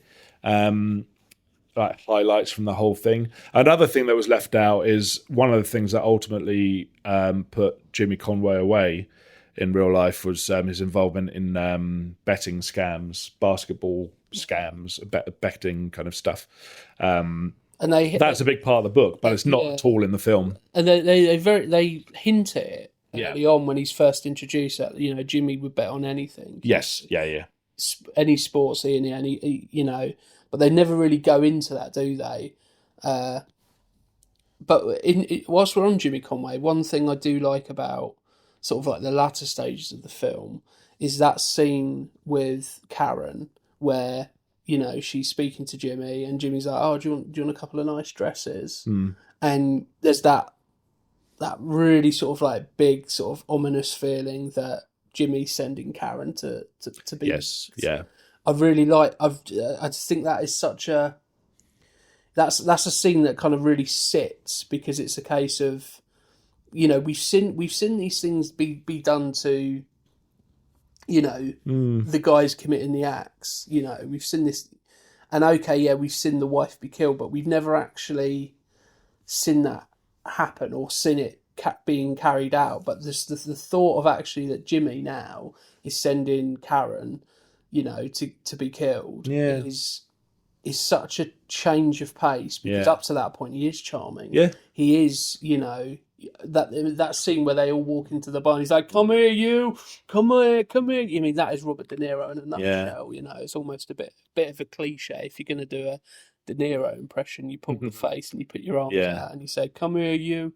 But that's that. He's charismatic and he is that. Heroic type figure where you look up to him, or certainly Henry Hill looked up to him, and as you see him start to kind of age, and it's those glasses as well that seem a bit too big for him.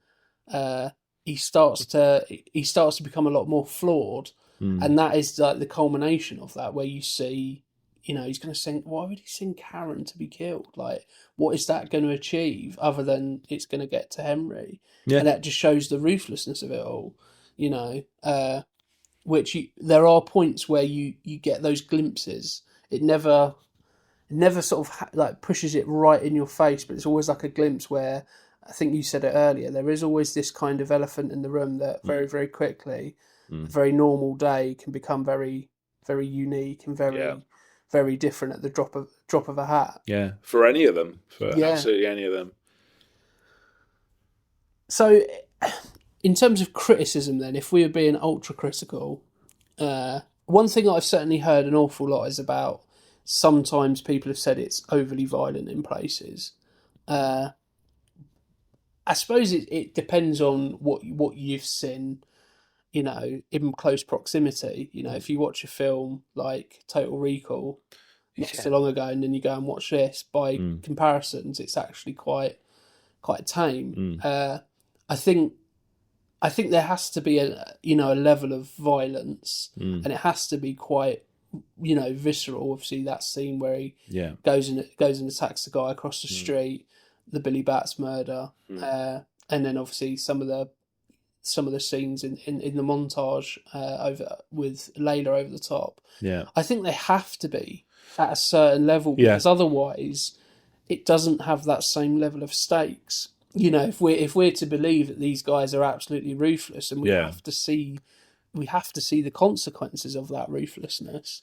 I think you've nailed it. I think you've absolutely nailed it. I mean, it's absolutely true. I think it would be a mistake not to depict the violence because, again, I mean, Scorsese is a very moral filmmaker. His films are often about moral relativism, and there's an underscoring of faith and things like that.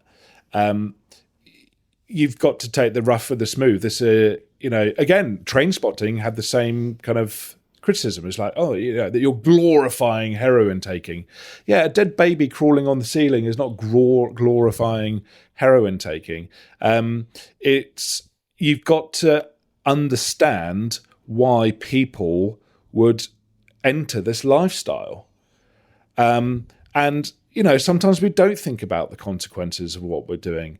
But I think it would be more morally troubling and irresponsible for Goodfellas to have less gory or no violence whatsoever, or try to have aimed for a lower rating and more money at the box office by avoiding it. You've got to see why the lifestyle is attractive, and you've got to see the consequences of the thing. This is a film with things to say. This is an adult film, and it is rated as such. The violence is absolutely justified and in keeping with the themes of the film. You've got to see it. And again, these killings and these things happened. There was a guy who was tortured and left, in a meat freezer. Samuel L. Jackson's character was shot 5 times in the head. So you've got to see it. And again, I come back to Trainspotting, but the whole first part of that film is, this is why heroin, this is what we're escaping, this is what we're looking for. This is how much better than everything else it is. And then we see the fallout.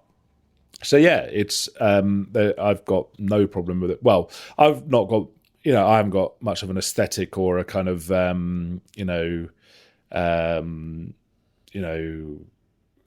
I've got a very high tolerance for violence, quite frankly. So it doesn't bother me in that way. And I could imagine people would squirm at the violence, of course. But in terms of, does it need to be this violent? Yes, it does need to be this violent. Absolutely. And you remember it, and you're supposed to remember it. And I think the difference between it being overly violent and the violence needing to be there is it lets the violence sit in its own space. Yeah. It's never there's always, as you say, there was usually a scene before where there's laughing and then it goes to the violence, or there's a little bit of humour throughout, or whatever it may be. It's never just constant, endless violence. It sits in its own space, and it has time to breathe. So, I think it's absolutely warranted. One thing I do just want to pick out, because you mentioned Samuel L. Jackson, it's so odd watching this in 2025 and having Samuel L. Jackson as such a throwaway character. Yeah. it's almost jarring, like, to the point where you go, like, am I missing something? And it's only because in 1990 he was a relative unknown. But it is just it's a little bit like when we watched Jurassic Park. That's right. That was only a year before Pulp Fiction. So Samuel L. Jackson gets killed off screen. What's going on? But I think it's just one of those things that it feels like most people would probably watch that and go, "Oh, it's got Samuel L. Jackson. Oh, he's dead." Before you've even finished the sentence, he's that blink and you miss it. I think the thing there, think about the very opening pre-credit scene. There's a kind of circular narrative element to this. That the killing of Billy Batts is significant, just like the heist. It opens with them driving along. You hear something in the boot, and they realise the guy's still alive. They stab him. They shoot him. Francois Truffaut freeze frame on Henry Hill. Yeah. And then that famous line, for as far back as I can remember, I always wanted to be a gangster. And you're thinking, why? Yeah. And that is what the film addresses. Why would you want to be part of this group? Why would you look up to this group when the consequences are so horrific? And so that just encapsulates the entire thing, that first part. And what I was saying about earlier about that final shot, throughout all of this, we see why he wants to be a gangster, why it's appealing. The characters of for the vast majority of the film, they look like they're having a good laugh. Yeah, they look like they're having fun. They're living their best life, and then we see that descent into almost madness from Henry Hill, and then we feel sorry about it.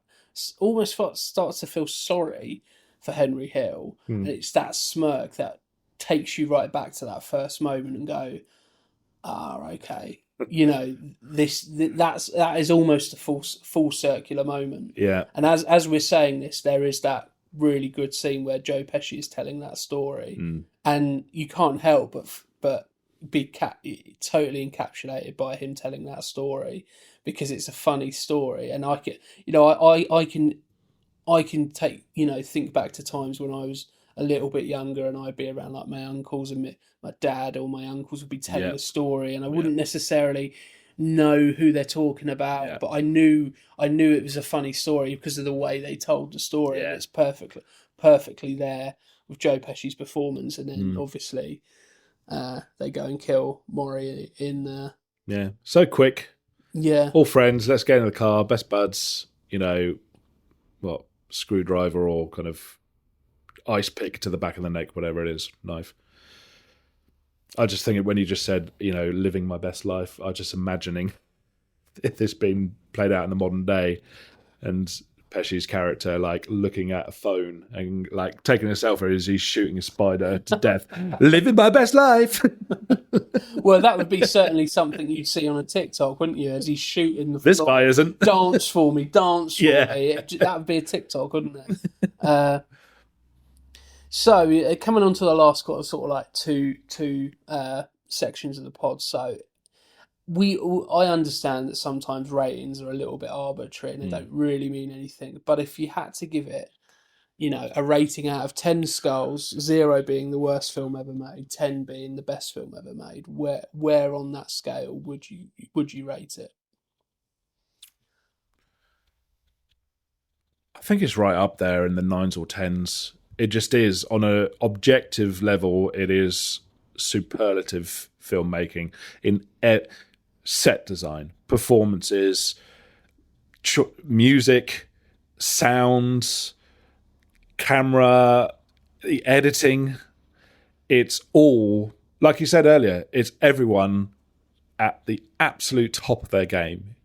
I think whether you find it repugnant to watch, or you can't get on with the characters, that's a criticism as well. There's no one to like, but you're not supposed to like them.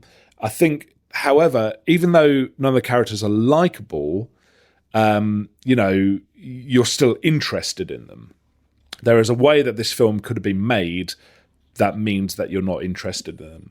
But I think that's the fault. Well, one of the things with Scarface, he's, I don't find him very interesting as a character. Henry Hill, and especially what he went through and all the people around him, I find very interesting. It's an entertaining film in both senses of the word. It is exciting and captivating, and as entertainment, it also you also entertain a lot of kind of themes and ideas and questions of morality and that sort of stuff. So it's entertaining in those ways. I think it's up there. It just is. I mean, I think there is a big consensus that, it is one of the finest films, certainly in the genre, if not films in general. Yeah, I mean, there's so much to pick out. Like as you know, as a film teacher, right? We're going to learn about this particular shot or this particular use of music or this particular aspect of filmmaking. There's examples that you can pick, which would be the absolute top of that best example you could give for that particular. Well, I use it every year with I teach film and with my year 12s and 13s in A-level film studies. I show Goodfellas, because I think they should see it, but also in support of our study of City of God, which has been described as the Brazilian kind of Goodfellas. And I also, when I introduce them to editing, I do the one shot unbroken take of them going into the club. Because again, that's one of the more famous examples of an unedited long take. Yeah. So we look at the beach scene from Jaws as Alex Kintner comes out of the sea and kind of walks all the way up to the beach, stops and talks to his mother, and then up to the top. So that's a really good one. And then, of course, the famous sequence, and then he kissed me sequence. We start outside. He's tipping the cab driver or the chauffeur, whatever. They walk through the crowd. They pass the crowd, so that's another indication that these guys are special. Right down into and he's tipping every single person he goes past. And then through the kitchens and then into the auditorium itself. I love when we follow the tabletop right the way to the front. We feel exclusive, don't we? We feel like, and we're in the VIP section. And the bit where the guy carrying the orange crate walks right up to the camera. That's Scorsese getting someone to walk on camera in case they need to splice it together. Yeah. So that gives him an out. Yeah. Genius. And that tells you so much. Yeah, and if you're gonna use an example, you have to use the best possible example, and Goodfellas is filled with that, absolutely filled with that. I think, for me, ratings, in the past couple of episodes that we've done, I've been on the sort of slightly harsher side, I would say. So I've given it 9 out of 10 skulls. Yeah, I'll go with that. Yeah. Which for me is, there's only one film for me that's 9.5. So this is right up there, as I say, top 5 movies, I would say. And it's one of those, I think what you were saying about the characters and, you're not supposed to like them, but you can find them entertaining and all of those things. I think the biggest damnation of any film is if it makes you feel nothing. If you're indifferent to the characters or indifferent to the story, it's, at least here, if you don't like the characters, then you despise the characters. You will have a reaction to them, whatever that may be. You're not going to be indifferent to them in any way, shape, or form. And that that's the beauty of Martin Scorsese with this subject material. He's if you're going to do an American gangster film, you kind of have to go, probably it's going to be Martin Scorsese or it's going to be Brian De Palma. And it's arguable, depending on how you're feeling, which one of those two is going to be at the top. Top of that list, really. And again, I mean, Scarface, through its connection with kind of hip hop and rap and everything, has kind of had a new lease of life. The Godfather, I mean, is always talked about when we talk about the best films, but Goodfellas has just always kind of been there. It's at the top of the conversation when we think about Scorsese. It's at the top of the conversation when we think about Ray Liotta, when we think about Lorraine Bracco, Joe Pesci, of course, who won the Oscar for Best Supporting Actor, De Niro. A lot of the songs. It's right up there. It just is. Yeah, and not many. I mean, the phrase "instant classic" is thrown around, I think, an awful lot. But this is one of those films where you just know by the time you've watched it for the first time, if it's one of those films where I wish I was alive when this came out. That's when we went to see that horror Triple Bill the other day, and that was probably the first time I'd been to the cinema to watch films that have already come out. Yeah. And I'm so glad I've done that, because it's going to be something I'm going to be doing so much going forward.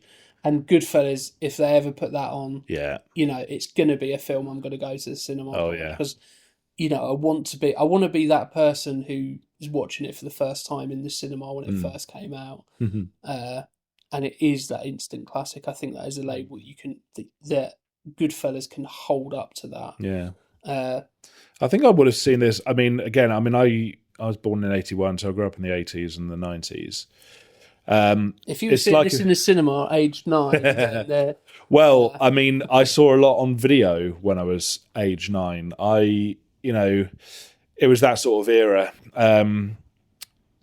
I had a childminder when I was at kind of infants and secondary school, after school, and they had an older brother, and he had rows and rows of VHS tapes, and I can still see them now, and it had, Terminator, Aliens, The Hitcher, Hardware, all the Nightmare on Elm Streets, Aliens, Predator, Die Hard, all of that stuff, which basically is my kind of wheelhouse, and that's where it all started for me. So when I was in junior school, so I'm talking 7, 8, 9, I was reenacting scenes from Predator 2 and RoboCop and Jaws and Terminator in the playground. That's how early I saw all those things. If we went to school together, we would 100% have been best buds. Yeah, The Thing, The Blob, and, that was kind of the thing. So I would have seen this film either on VHS, and it's like back at that time, because you had 4 TV channels and videos and video, video shops and Blockbuster and all that sort of stuff. That's what you had. There was no internet. There was no mobile phones. There's no YouTube. I think it's something that we miss in today's world. Yeah. Going through Netflix is not the same as going around Blockbuster. But I remember the poster, the video cassette cover of this, long before I saw it. It was the same with Nightmare on Elm Street. It was the same with Fright Night, which that poster terrified me. It took me years to watch that film. But yeah, you got used. That's probably where I first saw Robert De Niro's, on the video cassette cover for Goodfellas. So I either saw it at my childminders, or I saw it on BBC Two or Channel 4. BBC Two or Channel 4 back in the day, they showed all the more adult, kind of longer epic films. That's probably that would have been where I saw JFK and Born on the 4th of July, The Wild Bunch. You had all of your Scorseses and your Peckinpahs and, Oliver Stone stuff on either one of those 2 channels. It was fantastic times.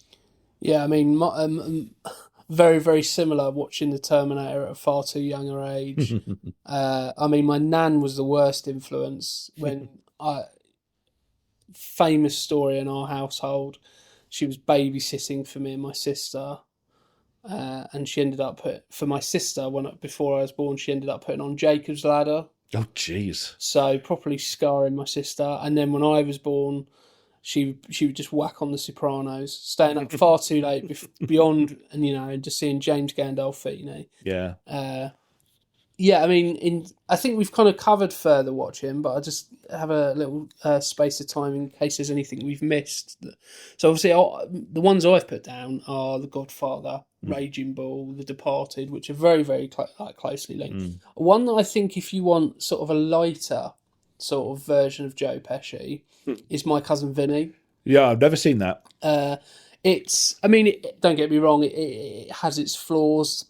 Pacing of it is slightly troublesome, but generally speaking, it's a lighter Joe Pesci film, in the similar sort of vein, where he plays a Italian American who ends up being a lawyer for his cousin. Carlito's Way is one to kind of look out for as well. That's nicely done. Absolutely.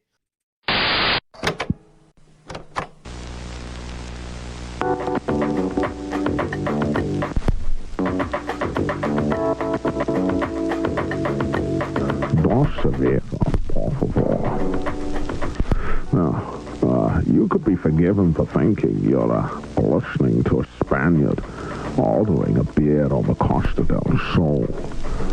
You could almost feel the sun beating down on his bullfighting cape.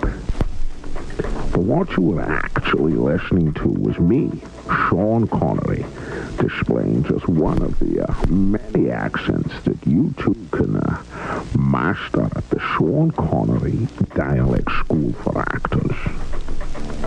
Now let me transport you to a Cold War era Russian submarine with flawless Russian dialect.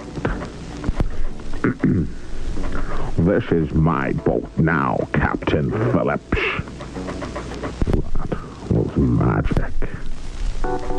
You can learn this and many more at the Sean Connery Dialect School for Actors. Here endeth the lesson.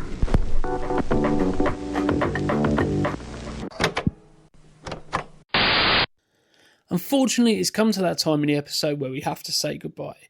We hope you've enjoyed the episode as much as we've enjoyed recording it for you. Don't forget to like and subscribe from wherever you get your podcasts from, and also head over to our social media platforms to stay up to date. We thank you for listening to Jimmy Murphy, Gaz Evans and Ryan Etherington. Together, we are Bury Our Bones with Cinema.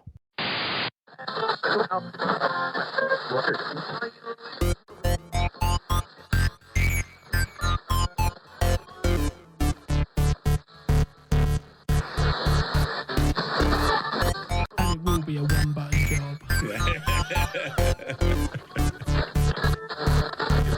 Boom, boom, boom, boom, boom, boom, boom.